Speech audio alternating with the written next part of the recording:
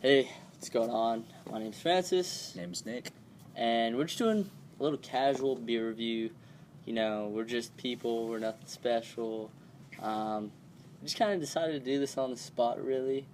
And just a little bit of background, nothing too deep. We want to try to keep this as quick as we can so we can give you as much information as we can. Because it's not about us, it's about you guys. We're all about delivering value. And I kind of spin with this is, you know, we're young, 22 years old. 22. And we want to kind of give our little take on it since I've been in the Navy for a couple of years. Nothing crazy, so, you know, don't hate. Yeah, and myself, I am a fresh graduate from UCLA. Yeah. So the whole Navy guy, college guy sort of dynamic going on here. Yeah, just to kind of give our own little experiences, like, oh, you know, the whole thing with, oh, yeah, you know, you drink a lot when you're in the Navy, you drink a lot when you're in college, and we just kind of give our own take as far as more on beers. Being from San Diego, California, there's a lot of microbreweries around here. We're actually pretty spoiled if you think about it, but yeah. So this review, this is going to be our first, you know, review ever.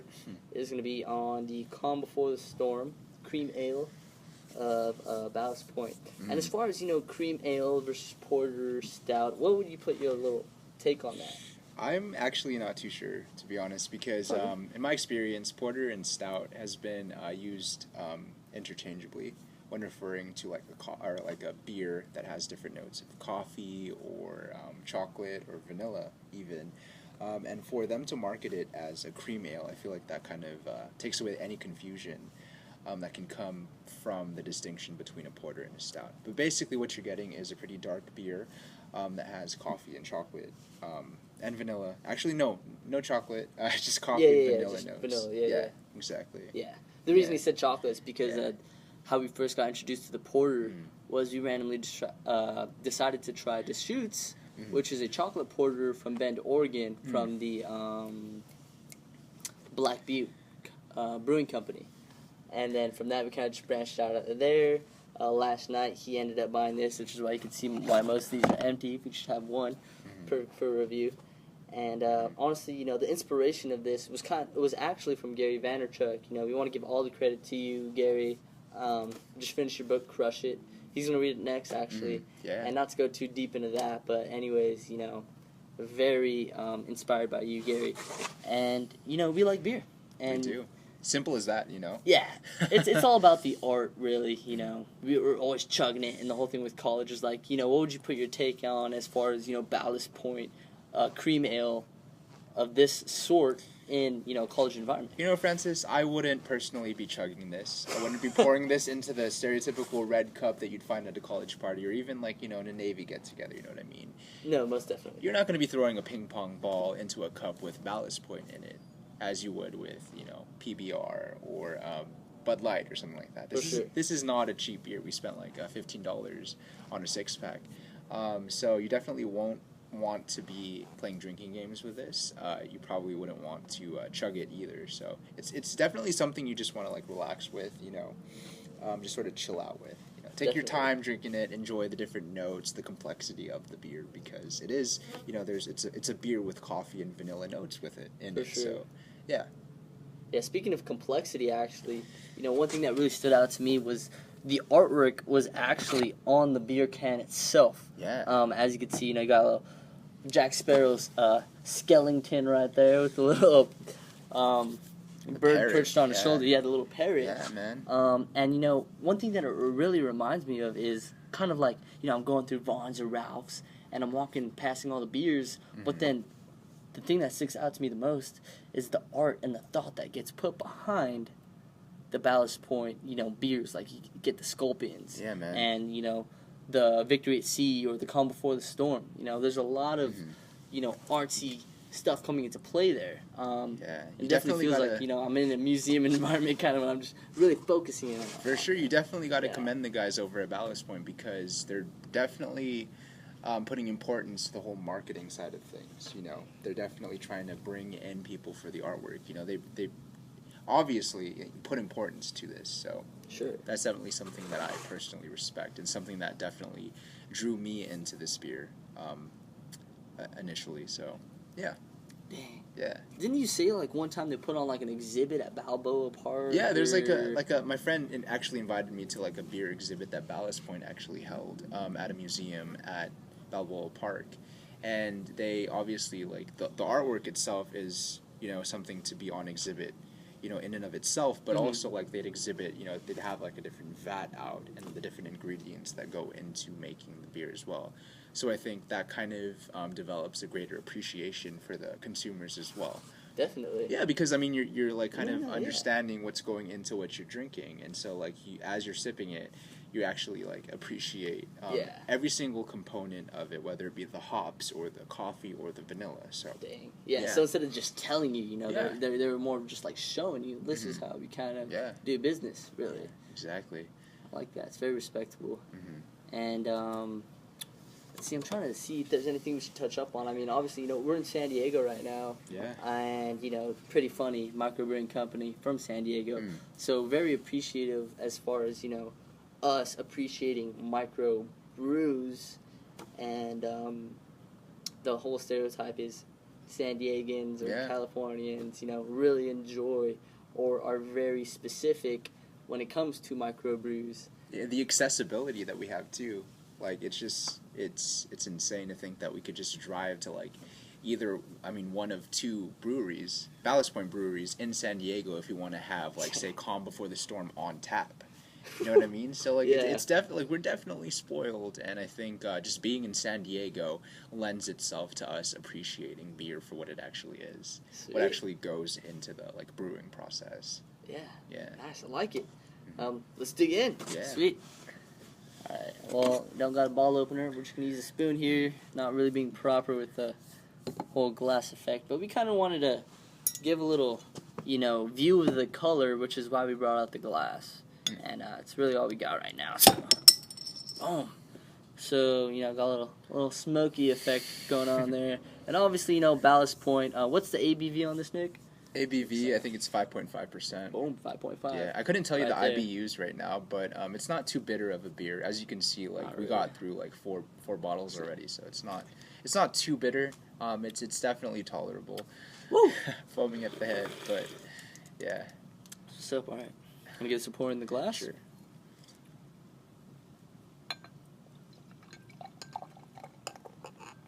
All right, man.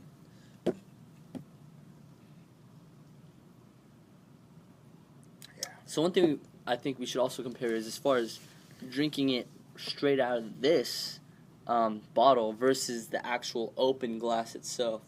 And, I'm sure there's going to be very subtle differences maybe. At least I'd like to think there would be. Maybe it could be major, but what are you getting right now to the, obviously we'll talk about the color in a little bit. Yeah. As far as the taste. As far as taste goes, it's not too bitter. It's not overwhelming in any aspect. Like, you don't get too much of like the hoppiness that you would for another beer. You don't get too much of the coffee, too much of the vanilla. Actually, the vanilla is actually really subtle. It only hits me very subtly at the very end of the drink. But would you say you get the coffee a little bit before the vanilla? I get the coffee before the vanilla. Okay, for sure.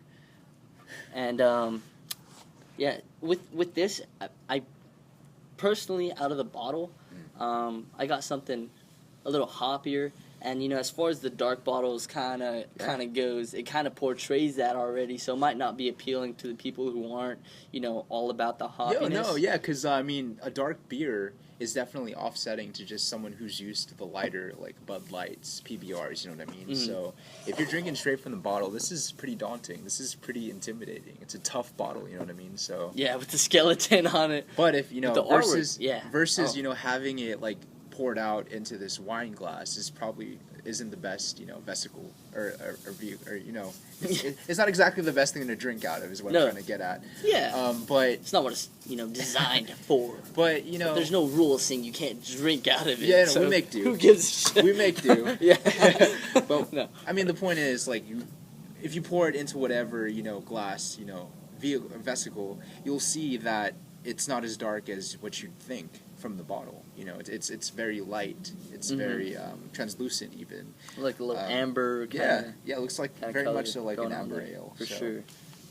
And you know, one thing I remember Gary Vaynerchuk was actually talking about in Wine Library TV is, you know, the oxygen that gets into the alcohol when, you know, and I'm not trying to be technical here, you know, I'm not trying to be all fancy, I'm trying to keep this as simple as I can because I'm a simple man, but it can maybe kind of keep the flavor a little less hoppy than, you know, versus drinking it out of this. So I guess we should switch it up right now. Sure, yeah. And then cheers. Kind of see how it goes from there. Definitely more smooth. This is definitely a bit more carbonated and more hoppy. Smooth. Yeah. Let's see. So when I say smooth, I'll just be like not as strong, but you can definitely depict the flavors out of there. Sure. So, you know, you kind of get that smooth feeling at first. And I would say it's maybe more like, you know, imagine like a really light coffee, a little bit of cream, no sugar, a little taint of beer in there. I mean, what would you say? Yeah. I mean, if you were to heat this up, just like in a microwave, I don't know if that's the safest thing to do. You know what I mean? We're young. But you know what I'm saying is, if like this was warm, it could pass as an Irish coffee. You know, like a little black coffee with a little swig of whiskey in there, because you get like the alcohol taste, but you also get the coffee tint. So, yeah, I mean, pretty much what you were saying about like the whole alcohol coffee sort of thing. So, yeah. And, you know, would you say this is maybe a good gateway or entrance level type of alcohol to maybe if someone is more looking towards getting into a darker, maybe later into the IPAs kind of thing, or? Yeah, I mean, okay, so like I went to a bar with a friend one time, and there was this Imperial Stout, as it's called. I forgot the exact name, but it was kind of advertised as having a chili flavor to it. So it was like a high alcohol, high ABV porter. Okay. In addition to that, having, you know, those chili notes at the very end of it. And so that's very daunting. You know what I mean? Very strong, very dark beer, great beer. But it was actually called the Prairie Bomb. It actually came to my mind right now, the Prairie Bomb. Huh. They only serve like probably 6 ounces because it is an Imperial Stout. It's like 12%. So what I guess my point is, it's like if you are new to the whole porter stout sort of side of beers, you're not going to want to jump to that immediately. You're not going to want to jump to your Imperial Stout. You're not going to want. You don't want to mess around with the chili yet because it's kind of, you know, it's not really. It doesn't really sound appealing. Yeah. Mixing bitter with spicy, you know what I mean? So for sure, if you want to start off light, this is the great beer to do it with. You know? Okay. Yeah. For sure. 5.5% ABV, as we mentioned earlier, I think. Yeah. So it is a good gateway drink, as you would call it. Gateway drink, gateway drug. You know, I'm not trying to go in that direction. The marijuana of beers. Yeah. And let's see, you know, obviously we can kind of maybe, if you want to get more technical with the color, how would you kind of, you know, put a description on that? Sorry, there's a little fly going around here. If this was served to me at a brewery, I wouldn't think it's a porter or a stout. You know Definitely. What I mean? Yeah, like you said, it says cream ale on there. Yeah. So maybe more kind of a session ale. Yeah, exactly. Type of deal going if this on was there. a blind test, we would definitely point it out as a porter or a stout. I mean, it's advertised as a cream ale, but if this was served to us, probably not. Yeah. Probably not. Like I probably wouldn't look at the beer and think, hey, let's do an Irish car bomb with that. True. You know what I mean? Because it doesn't look like a porter. It doesn't look like a stout, but it tastes like one. That's true. Yeah. And, you know, I feel like maybe an Irish car bomb could be possible with that. Good. Yeah. Yeah. Maybe we'll give it a shot in the next video. Who knows? Sure. Anything else you want to tap onto that, or? Pretty solid beer. On a scale from 1 to 5, I'd probably give it like a 3.5. 3.5. Personally, because like I said, it doesn't really look like a traditional porter or stout. That's what I thought it was going to be. Solid though. I mean, I definitely buy it again. You know, chill out with it. But it definitely isn't my go-to beer. For sure. For sure. I feel like there's better porters or stouts out there, like the Deschutes Black Butte. Okay. Yeah, porters. So I'd probably say the same thing, like 3.5. Yeah. You know, you could definitely. It depends how you're drinking it too. If you're drinking it straight out of here, yes, it can be a little bit more hoppy. If you're drinking it like, you know, improper like this, which you're probably not going to. Yeah. Or maybe out of a beer glass, you know, it's to be a little bit smoother. and then of course you're gonna get that kind of coffee vanilla effect going on. Sure.